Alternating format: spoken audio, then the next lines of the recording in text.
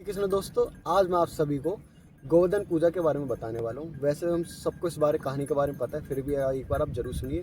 ये उस समय की बात है जब कृष्ण भगवान जी छोटे लल्ला हुआ करते थे।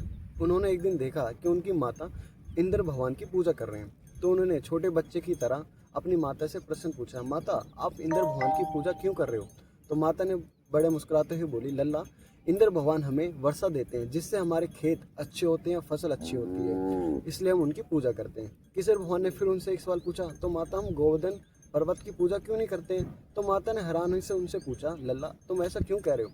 तो किशोर भगवान बोले, जिस प्रकार इंद्र देव की वर्षा से हमारे खेत अच्छे होते हैं, उसी प्रकार गोवर्धन पर्वत हमें अपनी गायों के लिए कोमल घास उगाता है, जिसे खाकर हमें गायें अमृत जैसा मीठा दूध देती हैं।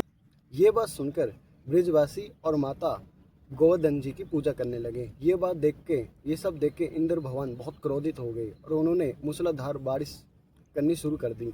गांव में पूरे में बाढ़ आने जैसा माहौल हो गया। किशोर भगवान ने सब देखकर तुरंत ही गोवर्धन पर्वत को अपनी किनकी उंगली यानी छोटी उंगली पर उठा के सारे ब्रिजवासी को सुरक्षित कर लिया। जैसे इंद्र भगवान को इस बात का पता लगता है कि एक नन्हे से बालक ने गोवर्धन पर्वत को अपनी उंगली पर उठा लिया, उन्हें इस बात का ज्ञात हो जाता है कि ये स्वयं विष्णु भगवान के अवतार हैं। और इस बात का ज्ञात होते ही इंद्र भगवान दौड़ के कृष्ण भगवान के पैर पकड़ लेते हैं, परंतु कृष्ण भगवान उन्हें माफ़ नहीं करते हैं और ब्रिजवासियों को आदेश देते हैं कि हर साल गोवर्धन पूजा करी जाए। और गोवर्धन पूजा का दूसरा नाम अन्नकूट पूजा है। हर हर महादेव।